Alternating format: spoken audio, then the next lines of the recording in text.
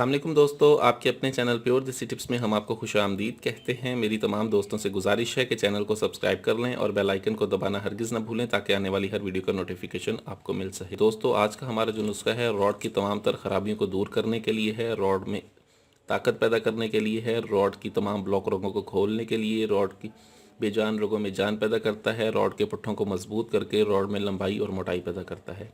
इस नुस्खे के इस्तेमाल से रॉड में लंबाई, मोटाई और सख्ती 100% और यकीनी आती है। इस नुस्खे में जिन चीज़ों का इस्तेमाल होना है उसमें हमें सबसे पहले चाहिए होगी दारचीनी। दारचीनी का हमने इसमें इस्तेमाल करना है 2 तोला।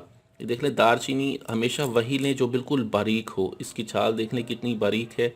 जितनी बारीक छाल की दारचीनी होगी उतना ज़्यादा आपको फ़ायदा देगी। 2 तोला हमने दारचीनी का हमने इसमें इस्तेमाल करना है। जौं का हमने इसमें इस्तेमाल करना है 2 तोला।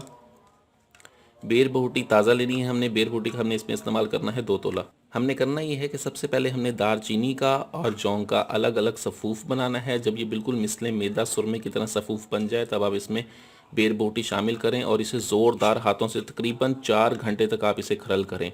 4 घंटे तक आप इसे खरल करें और उसके बाद आप इसमें जैतून का तेल 30 ग्राम और 30 ग्राम हमें चाहिए होगा रोगने कुंजद यानी कि तिलों का तेल 30 ग्राम हमें चाहिए होगा। हमने करना ही है एक एक कतरा इसी मुरक्कब में डालते रहें और उसे खरल करते रहें। एक एक कतरा डालते रहें और खरलते रहें। तकरीबन 2 दिन की आप इसकी मेहनत करें। एक एक कतरा डालें, खरल करें। जब पहला कतरा अच्छी तरह जज़ब होकर इसमें गायब हो जाए तब आप दूसरा कतरा डालें और ज़ोरदार हाथों से खरल करें। 2 दिन की इसकी मेहनत कर लें। ये बहुत ज़बरदस्त, बहुत आला नुस्खा आपका तैयार है।